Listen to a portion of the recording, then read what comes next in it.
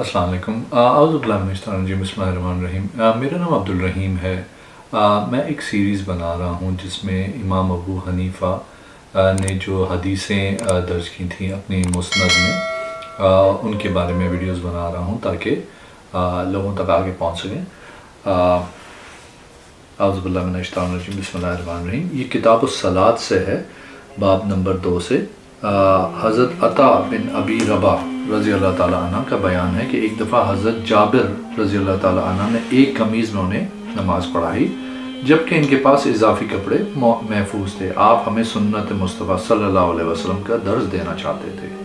حضرت ابو ہریرہ رضی اللہ تعالیٰ عنہ کا بیان ہے کہ ایک شخص حضور اقدس صلی اللہ علیہ وسلم کی خدمت میں عرض گزار ہوا، یا رسول اللہ صلی اللہ علیہ وسلم، کیا کوئی شخص ایک کپڑے میں نماز پڑھ سکتا ہے؟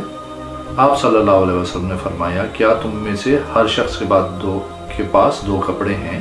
حضرت ابو ہریرہ رضی اللہ تعالیٰ عنہ کا بیان ہے کہ انہوں نے حضور اقدس صلی اللہ علیہ وسلم سے ایک کپڑے میں نماز ادا کرنے کے حوالے سے سوال کیا تو آپ صلی اللہ علیہ وسلم نے جواب دیا، تم سب کے پاس دو کپڑے موجود نہیں ہیں۔ ایک اور حدیث ہے، حضرت جابر رضی اللہ تعالیٰ عنہ کا بیان ہے، بے شک حضور اقدس صلی اللہ علیہ وسلم نے اس طرح نماز ادا کی کہ ایک کپڑا اپنے جسم مبارک پر اچھی طرح لپیٹ رکھا تھا۔ کسی شخص نے راوی حدیث حضرت ابو زبیر رضی اللہ تعالیٰ عنہ سے دریافت کیا، کیا یہ حکم نفلی نماز کا ہے؟ انہوں نے جواب دیا، فرائض اور نوافل دونوں نماز کا ہے۔ ایک اور حدیث ہے، حضرت جابر رضی اللہ تعالیٰ عنہ کا بیان ہے، حضور اقدس صلی اللہ علیہ وسلم نے سے دریافت کیا، سب سے افضل عمل کون سا ہے؟ آپ صلی اللہ علیہ وسلم نے جواب دیا، نماز کو اس کے وقت پہ ادا کرنا۔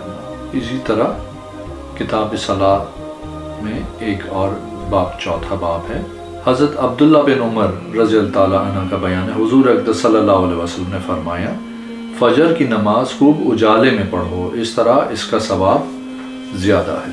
ایک اور حدیث ہے، حضرت ابن بریدہ رضی اللہ تعالیٰ عنہ کا بیان ہے، حضور اقدس صلی اللہ علیہ وسلم نے فرمایا، تم نماز عصر ادا کرنے میں جلدی کرو۔ ایک دوسری روایت میں ہے، حضرت بریدہ رضی اللہ تعالیٰ عنہ نے بیان کیا، حضور اقدس صلی اللہ علیہ وسلم نے فرمایا، تم نماز عصر ادا کرنے میں جلدی سے کام لو۔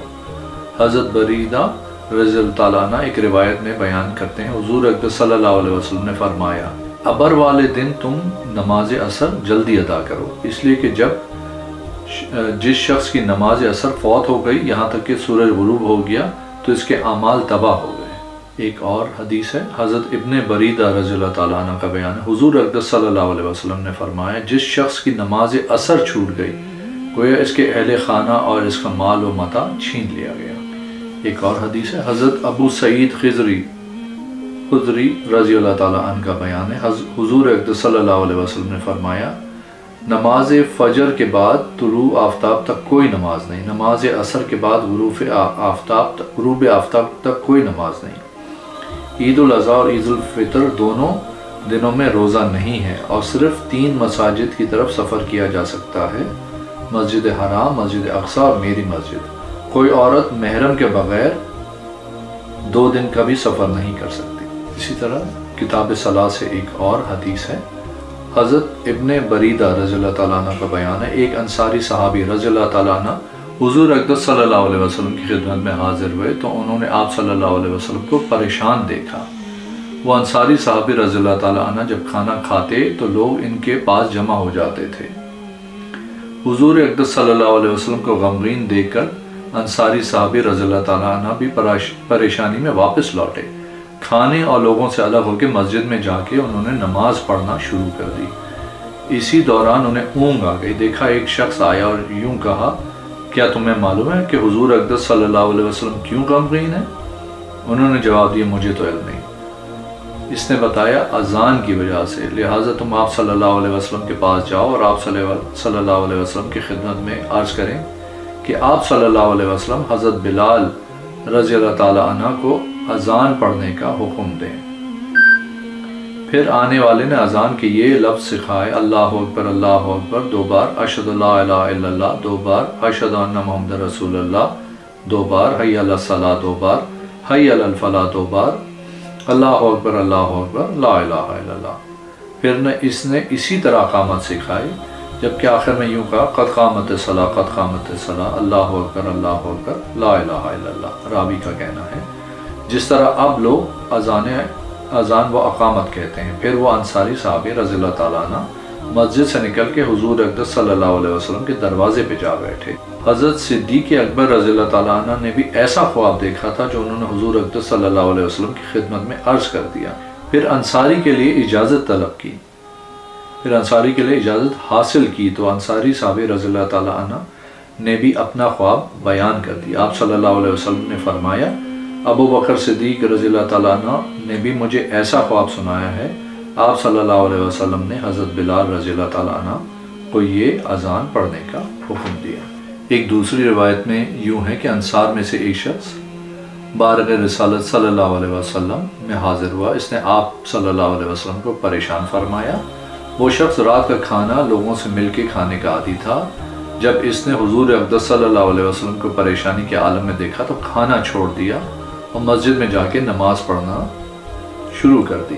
اس دوران اسے اونگ آ گئی۔ خواب میں ایک شخص اس کے قریب آیا اور اس نے کہا کیا آپ کو اس بات کا علم ہے کہ حضور اقدس صلی اللہ علیہ وسلم کس وجہ سے پریشان ہے؟ اس نے جواب دیا نہیں، اس نے جواب دیا مجھے اس کا علم نہیں ہے۔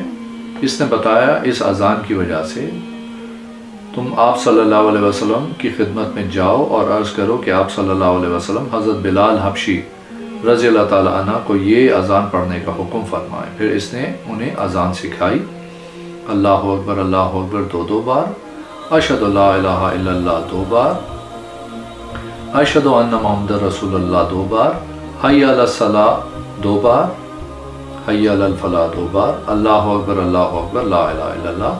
پھر اسی طرح انہیں اقامت بھی سکھائی۔ اس کے آخری میں کہا 2 بار قد قامت الصلاۃ۔